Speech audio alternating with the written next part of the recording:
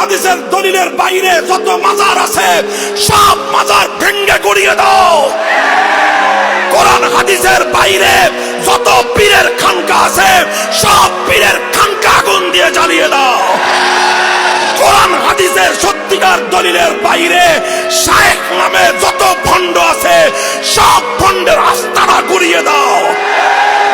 এই সব ভণ্ডের দল হাক্কানি উলামায়ে কেরাম কোরআন হাদিসের যেভাবে ব্যাখ্যা দিবেন ইনশাআল্লাহ সেই ব্যাখ্যা অনুযায়ী কোরআন সুন্নাহর পথে চলবেন তো?